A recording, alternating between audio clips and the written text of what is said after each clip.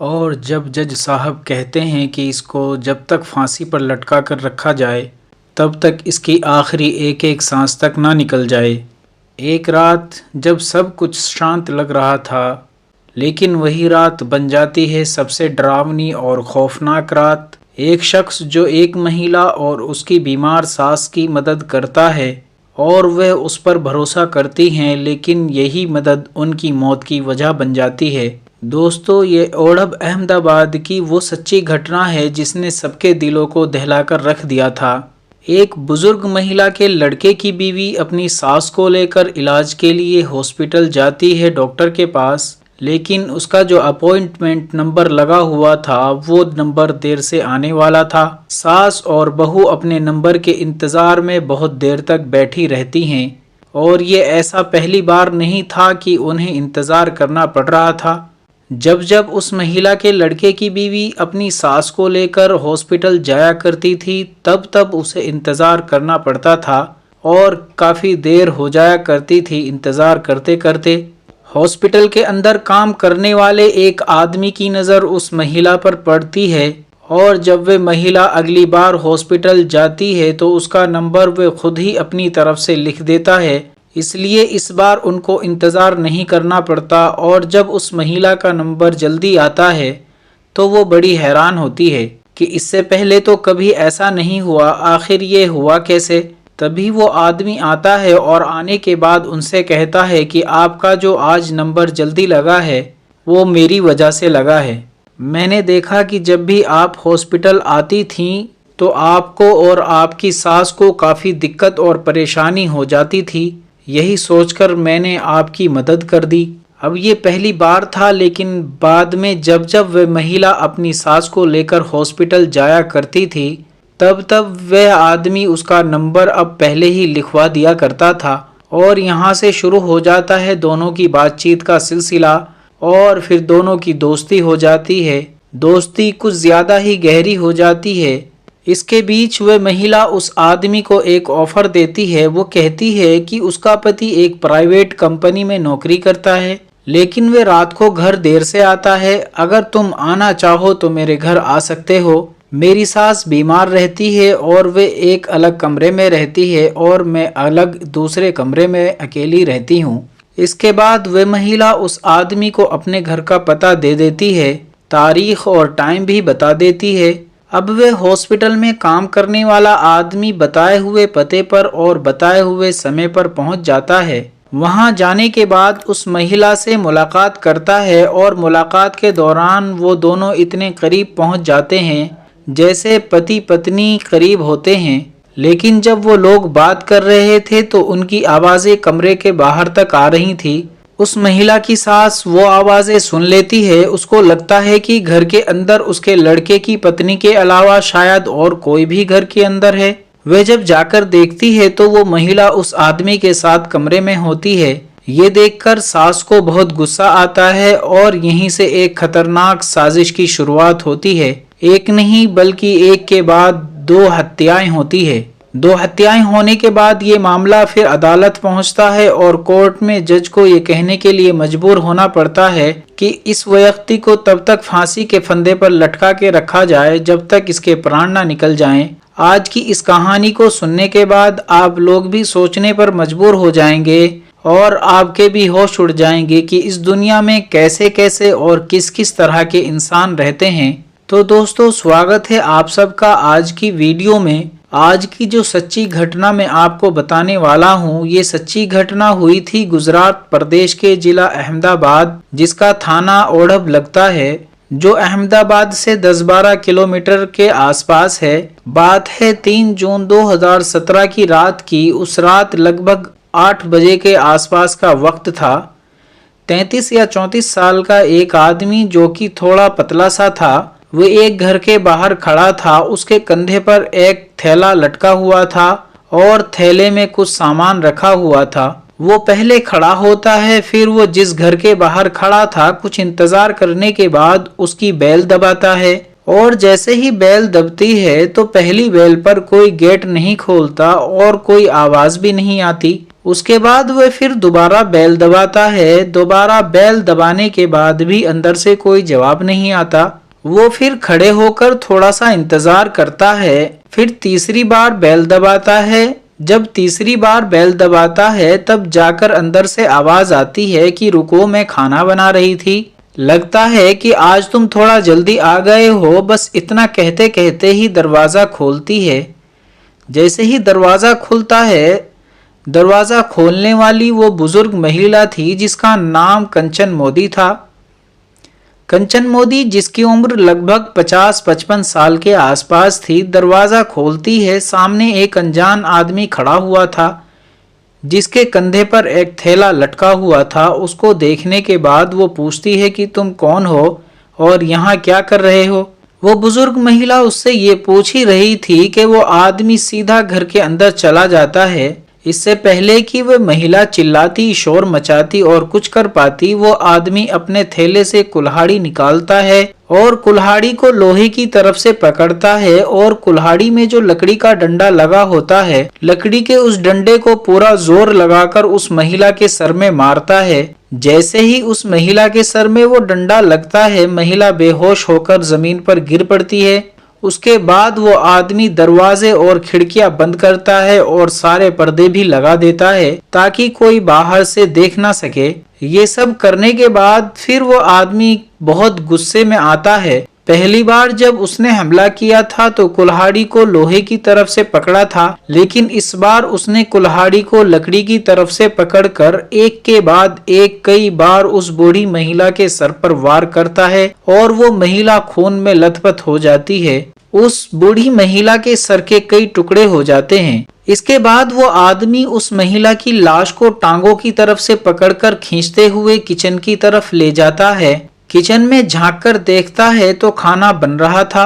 वह आदमी जलते हुए उस चूल्हे को बंद कर देता है और आराम से वहीं बैठ जाता है और बैठते हुए तरह तरह की गंदी गंदी गालियां देता है, अजीब अजीब तरह की बातें करता है। लेकिन फिर से उसे गुस्सा आता है। उसके बाद उसने फिर उस महिला को जब रसोई की तरफ लेकर जा रहा था तब अपने उसी थैले के अंदर से एक चाकू निकालता है और उस महिला के गले पर चलाना शुरू कर देता है।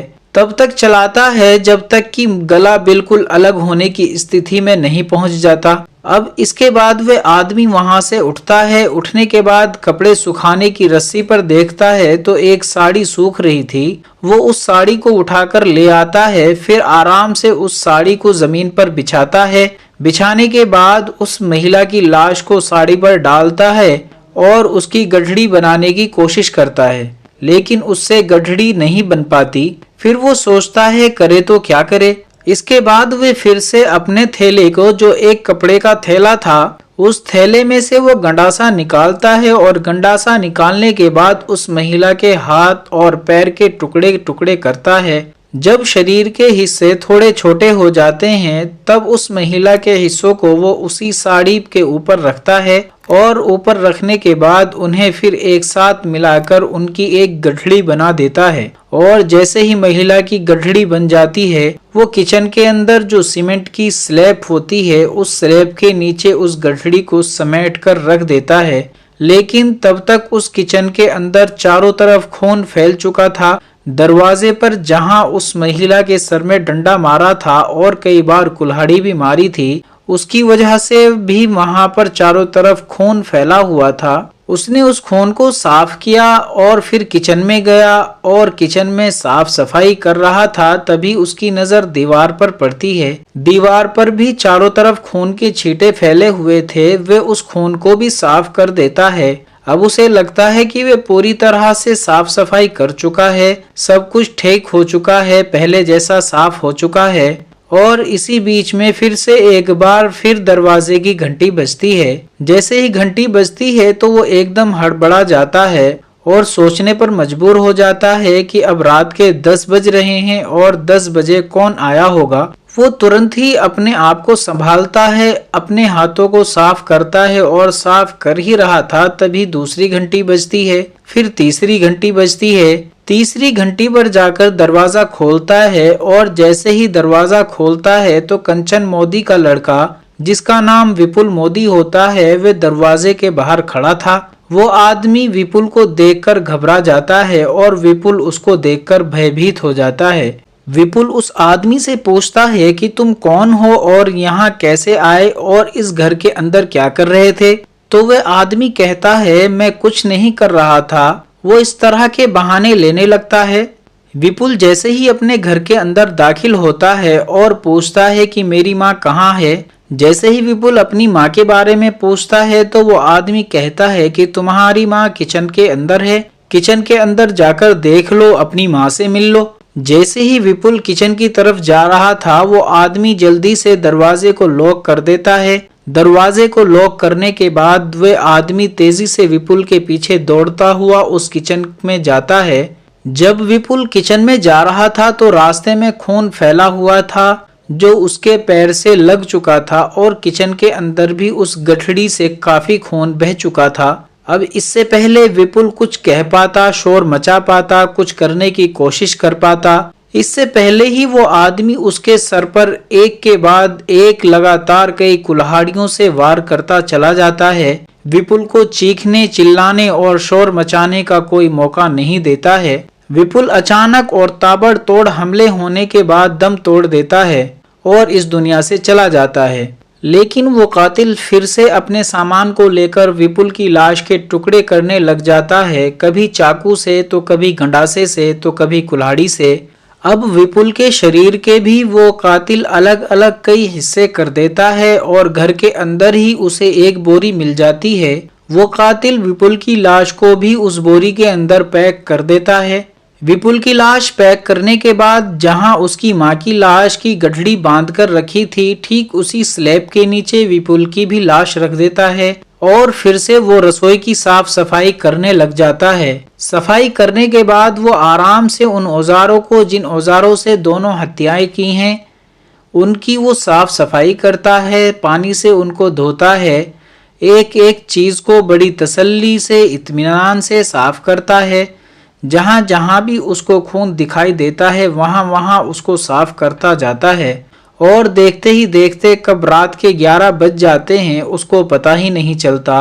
रात 8 बजे से ये उसने काम शुरू किया था और 3 घंटे हो जाते हैं, यानी कि रात के 11 बज जाते हैं। अब उसको थोड़ी थकान महसूस होती है, इसलिए वह अपनी कमर को सीधी करने के लिए वहीं पास में एक बेड पड़ा था, वो बेड पर जाकर लेट जाता है और जैसे ही बेड पर लेटता है तो उसकी आंख लग जाती है और वो सो जाता है।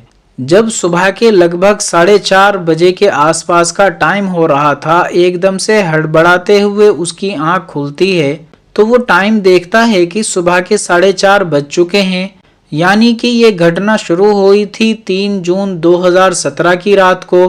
अब टाइम था 4:30 के आसपास, 4 जून 2017 की सुबह। वे जल्दी से खड़ा होता है और अपने उस थैले को पकड़ता है और सामान रखकर वो उस घर को बंद कर देता है और वहां से आराम से चला जाता है। अब इसके बाद एक एक करके कई दिन बीत जाते हैं। ये घटना थी 3 जून 2017 की। 4 तारीख गुजरती है, फिर उसके बाद 5 गुजरती है। 6 तारीख की बात है, 6 जून 2017 की सुबह लगभग 8 बजे के आसपास का टाइम था। उस घर के सामने एक घर था, उसमें रहने वाले आदमी का नाम था अशोक प्रजापति। उन्होंने महसूस किया कि कहीं से अजीब सी दुर्गंध आ रही है, यानी कुछ सड़ने की स्मेल आ रही है। वो सोचते हैं कि आखिर ये कहां से आ रही है। तब वो इधर उधर देखने की कोशिश करते हैं। इसके बाद आसपास के लोगों से पूछते हैं और देखते देखते उन्हें पता चलता है कि इस सामने वाले मकान से ज्यादा दुर्गंध आ रही है।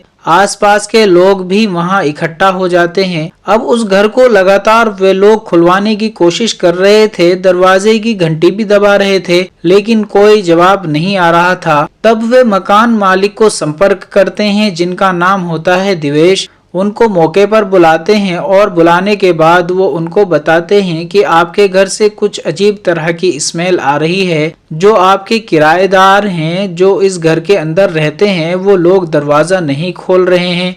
इसके बाद मकान मालिक मौके पर जाते हैं और वे पुलिस को फोन करते हैं, तो पुलिस इंस्पेक्टर अपनी टीम के साथ मौके पर पहुंचते हैं। तब तक दरवाजा नहीं खुला था। अब इंस्पेक्टर साहब आसपास के लोगों की मौजूदगी में उस दरवाजे को खुलवाते हैं। दरवाजा खुलने के बाद जब पुलिस इंस्पेक्टर साहब अंदर जा रहे थे, तो जाते जाते वो सीधा किचन में पहुंच जाते हैं और वो देखते हैं किचन के अंदर स्लैब के नीचे जो 2 गठड़ियां, एक बोरी में बंधी हुई, दूसरी साड़ी में बंधी हुई रखी हुई थी। उनको खोलकर देखते हैं तो उनमें लाशें थी, लेकिन किसकी थी ये साफ पता नहीं चल पा रहा था, क्योंकि 3 दिन में उन लाशों की हालत पूरी तरह से बिगड़ चुकी थी। उनमें कीड़े पड़ चुके थे। लोगों का एक सेकंड भी रुकना वहां पर मुश्किल हो रहा था।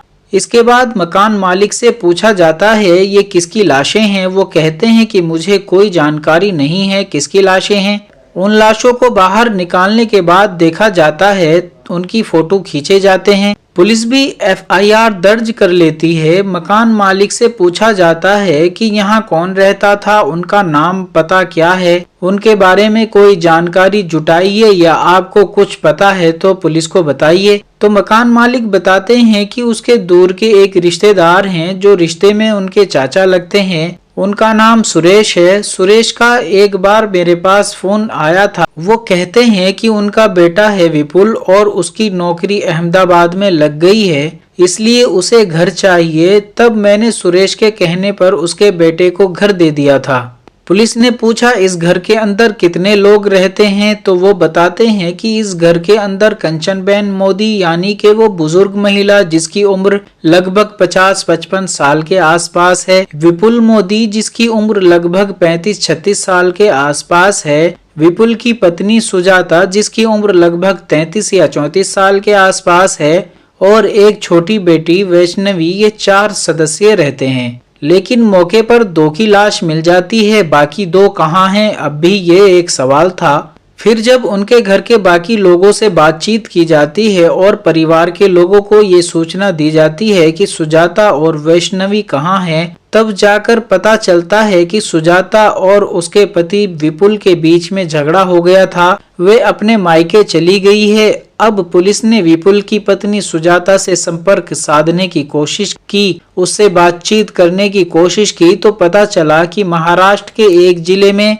जिस जिले का नाम सतारा है, सतारा की ही एक जगह पर वे वहां रह रही है। पुलिस उसे वहां से बुलवाती है और उससे पूछताछ करती है। शुरुआत में तो वो इधर उधर की बातें करती है, लेकिन जब सख्ती से पूछा जाता है तो वो बताती है कि कुछ साल पहले की बात है, उसके पति की मौत हो गई थी और उसी पति से उसको एक लड़की पैदा हुई थी। अब उसकी शादी दूसरी जगह नहीं हो पा रही थी। तभी पता चलता है कि एक लड़का है विपुल, जिसकी भी शादी किसी कारणवश नहीं हो पा रही है, इसलिए दोनों का आपस में रिश्ता तय हो जाता है और दोनों की शादी हो जाती है। शादी हो जाने के कुछ दिन बाद पता चलता है कि विपुल की नौकरी अहमदाबाद एक प्राइवेट कंपनी में लग गई है, तो वो अपने पति, अपनी बेटी और अपनी सास के साथ यहीं पर यानी ओढ़ब में रहना शुरू कर देते हैं। एक मकान के अंदर आराम से रह रहे थे। सास बीमार रहती थी और सास को उसे ले जाना पड़ता था ओढ़ब के एक हॉस्पिटल में। जिस हॉस्पिटल में वो लेकर जाती थी, वहाँ एक व्यक्ति से उसकी दोस्ती हो जाती है जिसकी उम्र लगभग 34-35 साल के आसपास थी और उस व्यक्ति का नाम बलदेव सिंह था। सुजाता आगे बताती है कि मेरी बलदेव सिंह से दोस्ती हो जाने के बाद बलदेव सिंह एक दिन मेरे घर पे आता है, तो मेरी सास उसको देख लेती है मेरे साथ, तो वो देखते ही उस वक्त वहाँ से भाग जाता है। लेकिन वे अपनी सास को कसम देती है कि ये बात अगर तुमने अपने बेटे यानी विपुल से बताई तो वे जहर खाकर अपनी जान दे देगी। जब ये विपुल की माँ ने ये बात सुनी तो वे डर गई और सोचने लगी कि ऐसा ना हो कि बेटे की पहले ही मुश्किल से शादी हुई थी और ये भी अगर मर जाएगी तो उसका बेटा कैसे रहेगा, कहाँ रहेगा। विपुल की माँ ये बात किसी को नहीं बताती और ऐसे ही वक्त आगे बढ़ने लगता है। जैसे जैसे वक्त आगे बढ़ रहा था, बलदेव सिंह और सुजाता की भी हिम्मत बढ़ रही थी। जब बलदेव सिंह का मन करता था तब वे घर आता था, उसके साथ शारीरिक संबंध बनाया करता था और सास चाहकर भी कुछ नहीं कर पाती थी। आखिरकार ये सब ऐसे ही चलता रहा। लेकिन एक दिन विपुल काम से जल्दी अपने घर आ जाता है और वह अपनी आंखों से अपनी पत्नी को बलदेव सिंह के साथ आपत्तिजनक स्थिति में देख लेता है। बलदेव सिंह चौहान मौका पाते ही वहां से भाग जाता है, लेकिन विपुल अपनी पत्नी को बहुत बुरी तरह से पीटता है, मारता है और जब मार पिटाई करता है तो सुजाता अपने मायके नाराज होकर चली जाती है। अब पुलिस के लिए सुजाता के पास से कोई सस्पेक्ट वाली बात नहीं मिल पा रही थी कि जिससे कातिल का पता चल सके, लेकिन एक नाम सामने आता है, बलदेव सिंह। अब पुलिस ने ओढ़प के उस हॉस्पिटल में जाकर जब दबिश दी तो पता चलता है कि बलदेव सिंह अचानक से लापता हो गया है या कहीं भाग गया है। पुलिस ने उसको तलाश करना शुरू किया और कड़ी मशक्कत के बाद एक दिन वह पुलिस की गिरफ्त में आ ही जाता है और जैसे ही उसे पुलिस हिरासत में लेती है तब उससे पूछताछ करना शुरू की जाती है। तो पुलिस की पकड़ में आने के बाद बलदेव सिंह जो कहानी सुनाता है वह बताता है कि जब मैं सुजाता के घर में आया जाया करता था तो मैं सुजाता के साथ अवैध संबंध बनाया करता था, लेकिन एक दिन उसका पति हमें देख लेता है और वह सुजाता के साथ मारपीट करता है।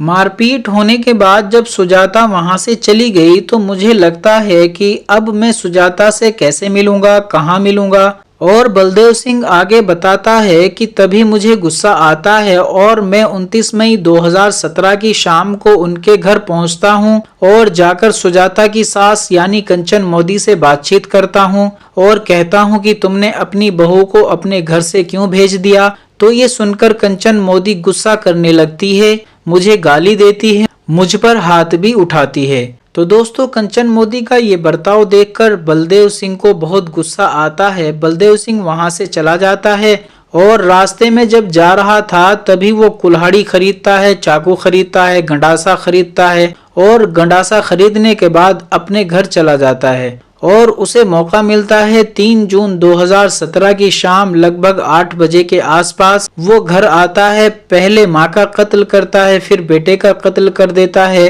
पुलिस के सामने वो अपने जुर्म को कबूल कर लेता है। पुलिस उसे गिरफ्तार करके जेल भेज देती है।